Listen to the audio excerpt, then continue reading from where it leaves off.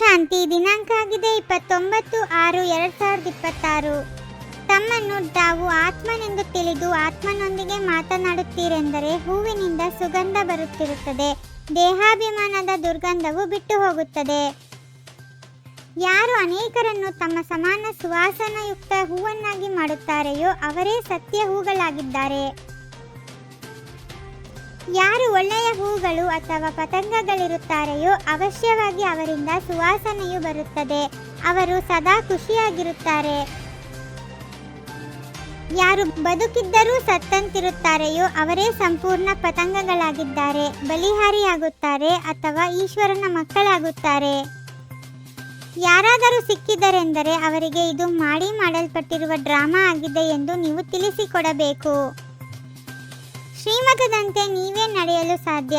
ಒಂದು ವೇಳೆ ಎಲ್ಲಿಯಾದರೂ ಶ್ರೀಮತದಂತೆ ನಡೆಯದಿದ್ದರೆ ಮಾಯೆಯು ಸತಾಯಿಸುತ್ತಿರುತ್ತದೆ. ಈಗ ಶ್ರೀಮತದಂತೆ ನಡೆಯಿರಿ ಎಂದು ತಂದೆಯು ಹೇಳುತ್ತಾರೆ. ಜನ್ಮ ಜನ್ಮಾಂತರ ಹೊರೆಯು ತಲೆಯ ಮೇಲಿದೆ. ಇಲ್ಲದಿದ್ದರೆ ಅಯ್ಯೋ ಅಯ್ಯೋ ಎನ್ನಬೇಕಾಗುತ್ತದೆ.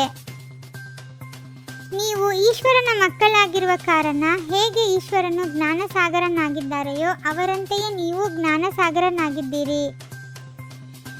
ದೇಹಾಭಿಮಾನವನ್ನು ಬಿಟ್ಟು ದೇಹಿ ಅಭಿಮಾನಿಯಾಗಿ ನಿರಂತರ ನೆನಪು ಮಾಡಿ. ತಂದೆಯಂತೂ ಸದಾ ಸುಖದಾತನಾಗಿದ್ದಾರೆ. ತಂದೆ ಅಥವಾ ಶಿಕ್ಷಕ ಅಥವಾ ದೊಡ್ಡವರ ಆಜ್ಞೆಯನುಸಾರ ನಡೆಯದೇ ಇರುವುದರಿಂದ ದುಃಖಿಗಳಾಗುತ್ತಾರೆ. ಸ್ವತಃ ದುಃಖದಾಯಿಗಳಾಗುತ್ತಾರೆ. ಈಶ್ವರನ ಮತವು ನಿಮಗೆ ಈಗ ಸಿಗುತ್ತದೆ. ಈಶ್ವರನ ಮತದ ಫಲಿತಾಂಶವಾಗಿ 21 ಜನ್ಮಗಳು ನಡೆಯುತ್ತದೆ.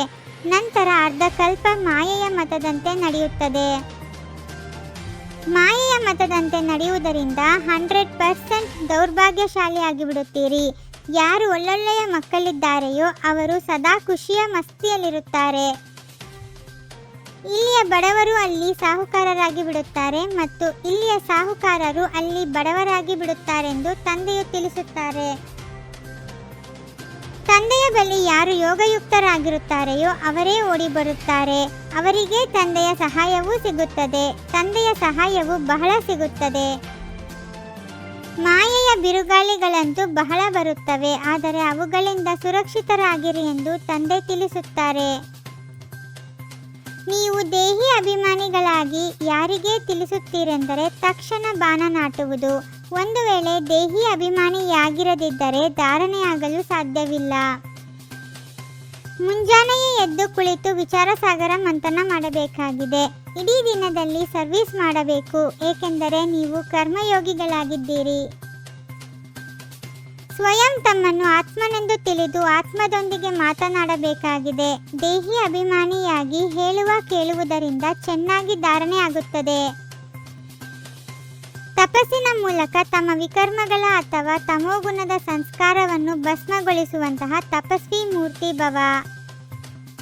ತಮ್ಮ ಪ್ರತಿಯೊಂದು ಕರ್ಮೇಂದ್ರಿಯದಿಂದ ದೇಹಾಭಿಮಾನದ ತ್ಯಾಗ ಹಾಗೂ ಆತ್ಮಾಭಿಮಾನಿ ಆಗುವ ತಪಸ್ಸು ಪ್ರತ್ಯಕ್ಷ ರೂಪದಲ್ಲಿ ಕಾಣಿಸಲಿ.